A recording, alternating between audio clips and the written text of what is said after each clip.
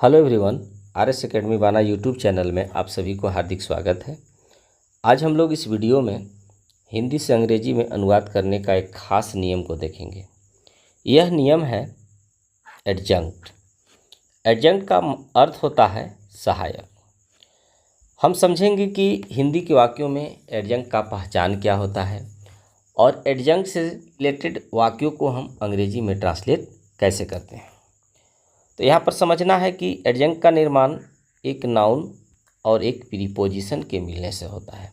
यानी एक नाउन के साथ एक प्रीपोजिशन आ जाए तो वह एक एडजंक्ट का निर्माण करता है। मैंने यहाँ लिखा है कि यदि हिंदी के वाक्यों में एक नाउन तथा एक प्रीपोजिशन एक साथ आवे तो उसे एक एडजंक्ट कहा जाता है। यानी हिंदी के वाक्यों में एक साथ एक नाउन और एक प्रीपोजिशन आए तो उसे हम एक एडजंक्ट कहते हैं। इसे समझने के लिए हम एक एग्जाम्पल को देखेंगे। सेंटेंस है कि रोहित अपने दोस्तों के साथ रांची जाता है। अब इसमें जाता है वर्ब हो गया। कौन जाता है तो रोहित सब्जेक्ट हो गया। कहाँ जाता है तो रांची ऑब्जेक्ट हो गया। अब अपने दोस्तों के साथ यह एक एडजंक्ट है। आगे समझना है कि हिंदी के वाक्यों में एडजंक्ट की संख्या एक या एक से अधिक भी हो सकती है। यदि वाक्य में एडजंक्ट की संख्या केवल एक हो तो अंग्रेजी में अनुवाद करते समय ऑब्जेक्ट के तुरंत बाद एडजंक्ट को स्थान दिया जाता है।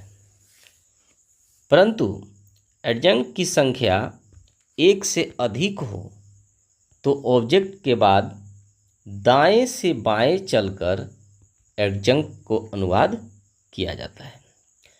यह बहुत ही महत्वपूर्ण बिंदु है। इस बिंदु को आपको अच्छी तरह समझ लेना है कि जब वाक्य में मात्र एक एडजंक्ट हो तो ऑब्जेक्ट के तुरंत बाद स्थान देंगे, लेकिन एक से ज़्यादा एडजंक्ट हो तो उसे दाएं से बाएं चलकर अनुवाद करेंगे। जैसे रोहित अपने दोस्तों के साथ रांची जाता है। अब इसे हम अंग्रेजी में ट्रांसलेट करने सीखेंगे। तो जाता है वर्ब हो गया। कौन जाता है रोहित सब्जेक्ट हो गया।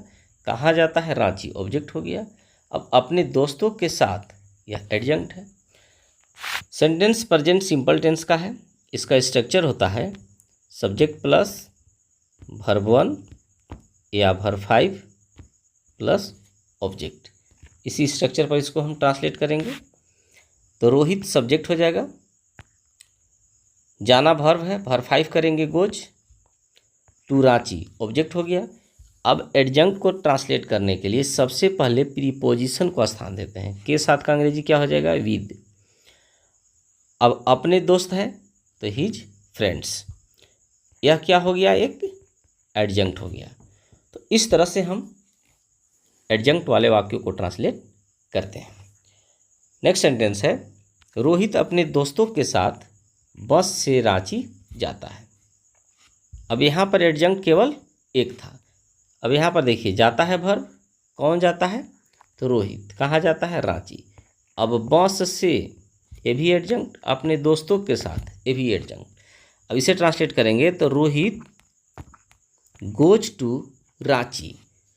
अब इसमें दो एडजंक्ट आया तो सबसे पहले हम इसको ट्रांसलेट करेंगे क्योंकि दाएं से बाएं चलना है और तब इसको करेंगे।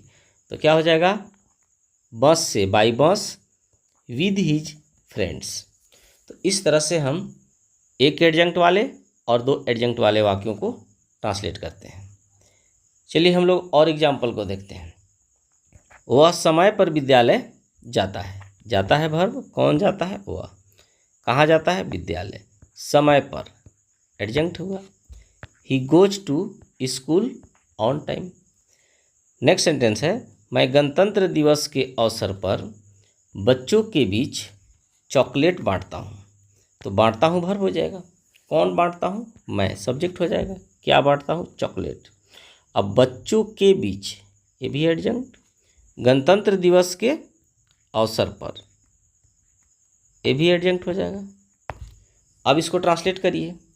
आई distribute chocolates among children on the occasion of Republic day.